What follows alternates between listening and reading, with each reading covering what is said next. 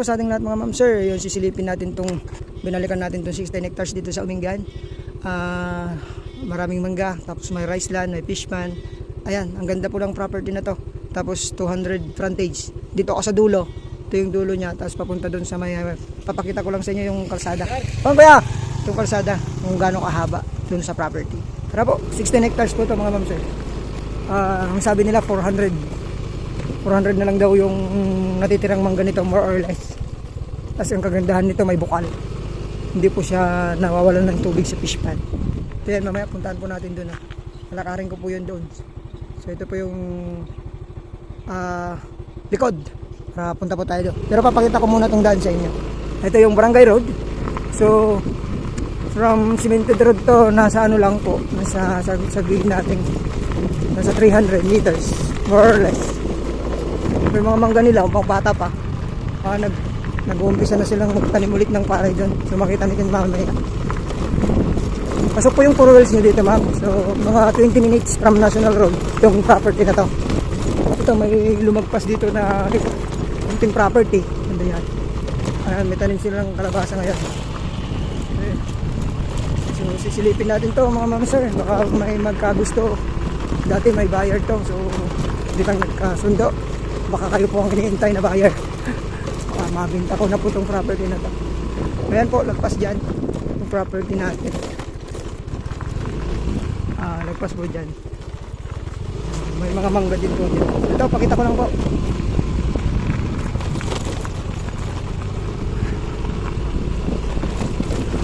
Ang haba-haba po ng frontage nito.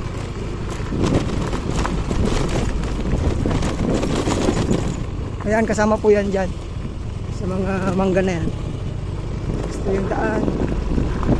Balikan na lang natin mamaya sa loob mga ma'am sir.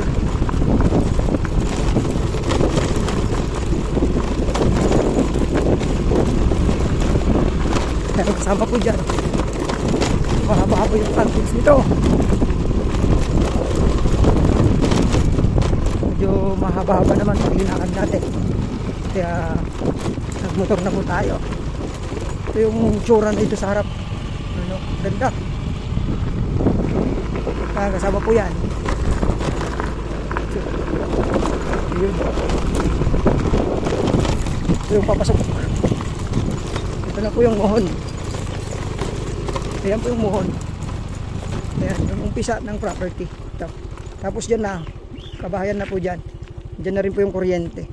So pag dito lang, mga 150 meters na sa ano ka na, cemented road. So ito na yung frontage ng property. Pasukin ko sa loob para makita nyo mas maganda po. Tara po. Ayun, magandang hapon po mga ma'am sir. Babalik pang yung lingkod, Jelormex Vlog. Dito pa rin ako sa ano ngayon. Ito yung pinakagitna ng property. So naipakita ko sa inyo kanina yung daan. Almost 200 meters yung frontage nito mga ma'am sir. Pero ito yung entrance ng ano, ng bahay ng caretaker natin. Ito. May kubo siya dyan. So tapos naman po yung usapan ng seller saka siya. So yun, doon yung umpisa. Tapos magpas yung property natin dito mga ma'am sir. Tapos doon naman tayo galing kanina, yung sa motor natin. So ipapasilip po ito nyo sa inyo sa gitna. Paikot ako doon. Ikot ako doon. Tapos ikutin natin to, baka magustuhan nyo to. 16 hectares po ito mga ma'am sir, titled property. Ang ganda po. Mga bata pa yung mga mangga. So tara po, ito pasukin natin. Nandito ako sa gitna. Try kong pumunta mamaya doon. Nakarin natin tong buong 16 hectares na to. Tingnan yung mga mangga, parang katawan ko pa lang. So nasa 10 to 15 years to. So ayan, 400 meters, ay 400 daw po na mangga to. Silip ko dito sa may mataas. Left side po ito mga ma'am sir pag nasa gitna kayo ng property. Ayan, ang gaganda. May fish pan to, tapos hindi nawawalan po ng tubig yung fish pan kasi may bukal. Ayan ho, burol dito. Kaya dabis po yung tanim nila dito na kalabasa. Yan yung fish pan, ang laki. Luwang pala.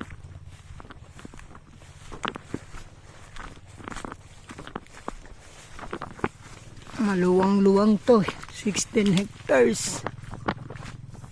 Ayan. Tapos yun yung rice land. 3 hectares sabi ng anak. Tapos yan. Fish pan, maluwang. Hanggang dun yung property. Tapos punta tayo sa kabila mamaya. Dito tayo sa left side mga ma'am sir. Ayan o. Tara po sa may gitna. Ito naman yung right side. Yung property. Ito. Burol-burol din po. Pero punong-puno ng mangga. Ayan. Ganda po.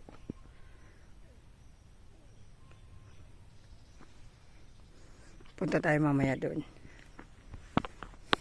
Sukin na rin doon sa dulo.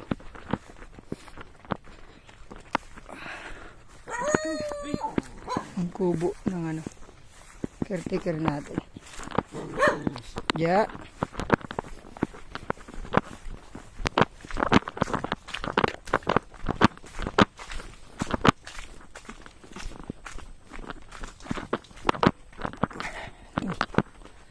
Yung dugtong ng fish pan. Dito yung bukal.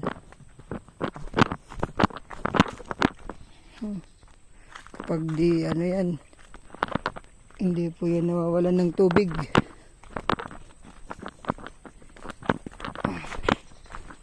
Pwedeng gumawa ng fish pan dito. Ay, ng swimming pool. Ang laking papaya. Ayan po yung bukal nila. Tuloy-tuloy po yan. Tapos meron na rin silang deep ano dito. Reservoir. Malalim po yan. Hindi po nawawalan ng tubig. O pwedeng lumakas yan pagka binutas palalo. Ito na. Mga rice land niya. Puntahan natin yung mga ibang mangga. Ito po doon mga ma'am sir. Grabe. Ayan. Tara po. Ikutin natin.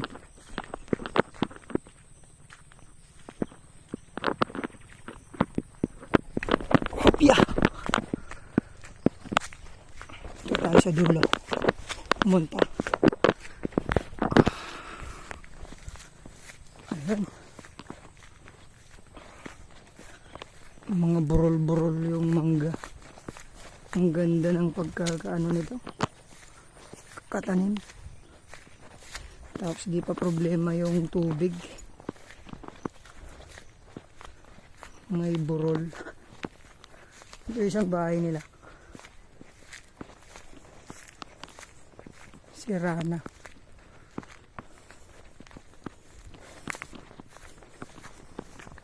Silipin natin yung rice land. So kompleto to mga ma'am sir. Rice land, farm lot, mango farm. Yun. Kalabasa. Tapos may ano pa, sariling bukal. Ang ganda po. Kulang na lang ng pera. Hanggang dun. So yun. Kasama po yan. Mga mangga na yan. May bakod po dun. Hanggang dyan po yung property pag ganun na. Iba po yung yellow na yan. Iba po yung brown na may kayelo. Iba po yan. Iba. So, ito naman. Ito yung kasama. Nakahanda na rin yung pagtanim nila ulit. Oh. So, pagka pwede na yan, tatanim na ulit. May tanim po na kalabasa yung iba. Ayun, dami ring milina. Tara po sa may gitna. Para maitur ko kayo. Ayun, dito pa ako sa gitna ngayon, mga ma'am sir. Ayun, nakita natin kaninang bahay. Maluwang pa po dyan, banda rin. Pero papasilip po sa inyo dito sa may likod. Gitna ng likod. Para makita nyo lahat. para kahit nandyan kayo parang napuntahan nyo na yung property. Ang daming pugo. Oh, kang magalala, hindi kita ulihin. Ayan, mga mangga.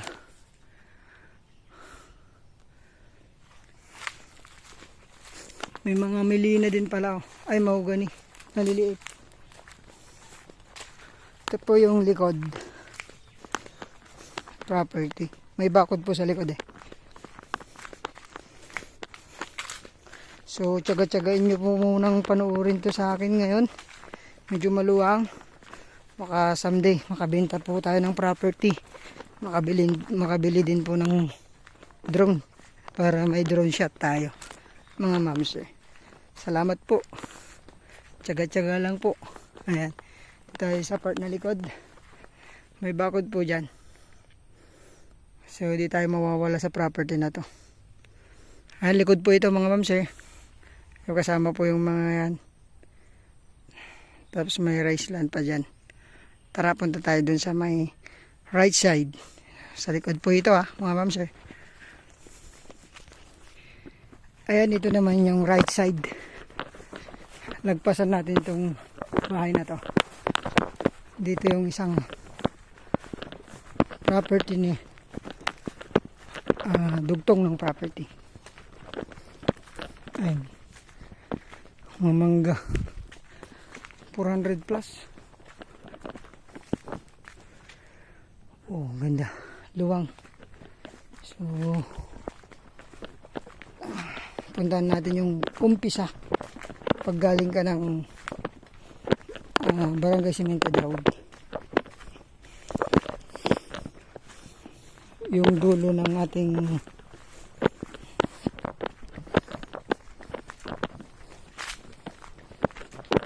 umpisa ng property. Ayan po, gaganda.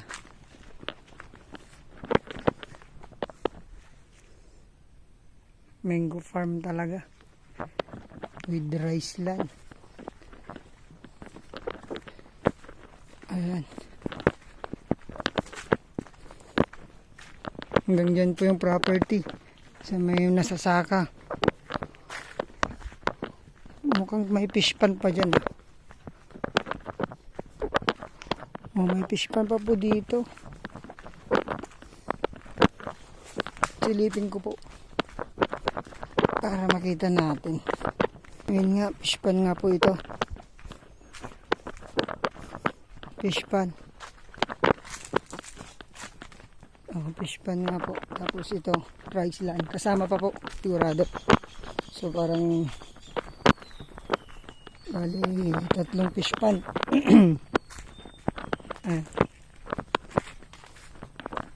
Fish pan. Tapos rice land.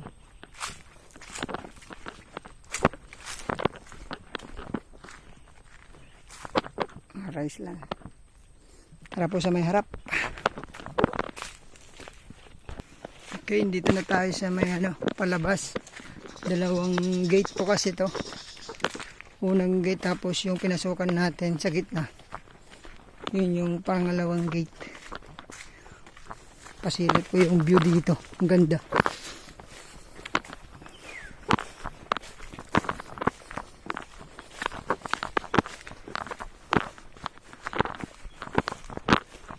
Ayan po yung view. Kahit saan pwede kayong magtayo ng bahay. Mga burol-burol. Tapos dito ang ganda po. Kitang-kita yung bundok.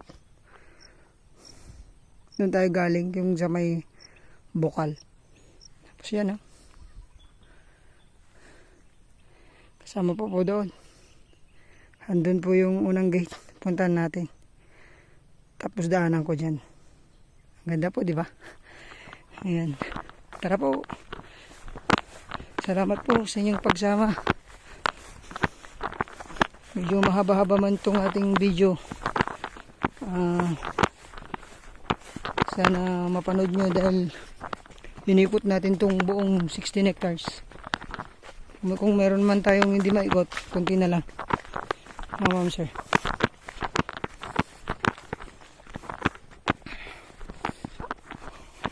nakakapagod din maglakad. Pero ito na po yung parang exercise ko. 12:30. Ayan po yung dinadaanan po ng sasakyan ni ma'am pag pupunta dito. Nakaban din si ma'am eh. Ayan. Hindi ko sure kung kasama po yan. Kasi ito po yung alam ko lang.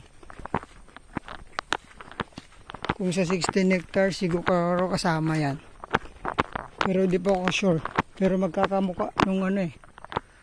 Yung mangga. Pare-para sila ng edad. Pero yan. Ma-relocate naman po ito mga ma'am sir. Yung mga mangga oh. Ganda po. Pasilip ko lang yun sa dulo sa inyo ulit. Lakad-lakad lang po. Ano? Anytime pwede nating bisitahin ito mga ma'am sir. Huwag lang po linggo ng umaga. Linggo ng hapon pwede. Kasi umaga po nasa simbahan po tayo. Ay, malapit na po tayo sa may barangay road.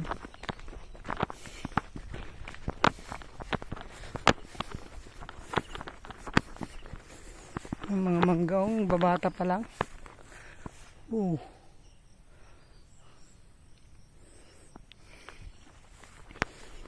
Grabe na yung pawis ko.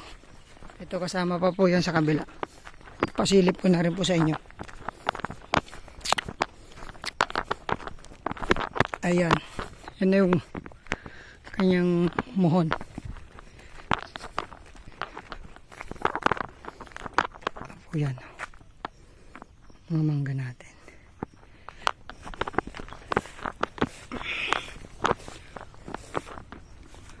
Ayan, medyo masukal dito sa kabila.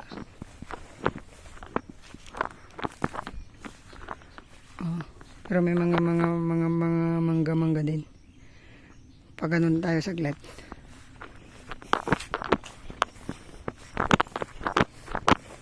Mahaba-haba pong lakaran mga ma'am sir.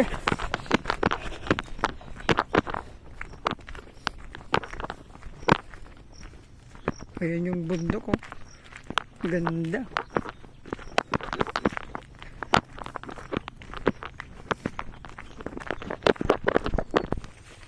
Ito yung kumabila pa sa kalsada. Lumipat. Ito po. Sama po yung mga mangga. Tapos may isang fish pan pa dun. So bali 4. Tapos pero kung susumahin 3 maluluwang. Ayan po.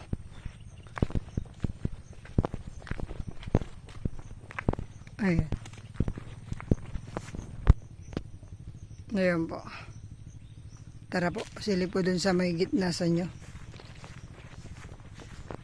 Lumagpas po sa kalsada. So sigurado kasama yan sa 16 hectares. Ganda po no.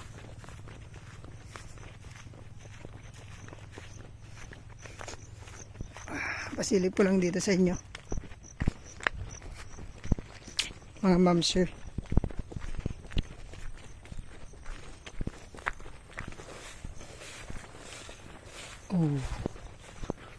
Ang ganda po dito.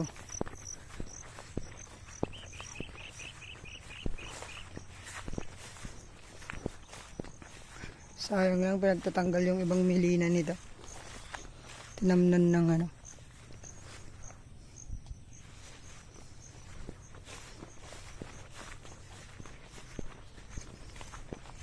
Ayun. Ganda ng view.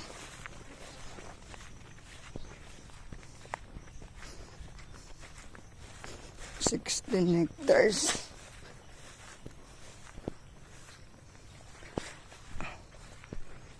Galing tayo dun, nilakaran natin.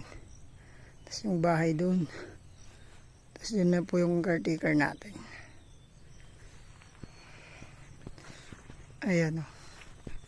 So 16 hectares po to. dito po sa bayan ng Umingan. Lagay ko po sa description box yung ibang details nito mga ma'am sir. Pero ang mangga nito nasa 400 plus, more or less. Tapos may fish pa na 3 na maluluwang. Tapos may bukal siya. Rice land, 3 hectares mahigit. Ayan, power line meron po rito. Deep well po ang water source dito. Internet meron din. So, ganoon pa rin. 150 per square meter ang asking nila dito pero negotiable yon mga ma'am sir. So, ayan. Pag nagustuhan nyo to, kausapin po agad natin yung seller nito. Maraming salamat po. God bless. Ingatan po kayo ng Panginoon. Thank you.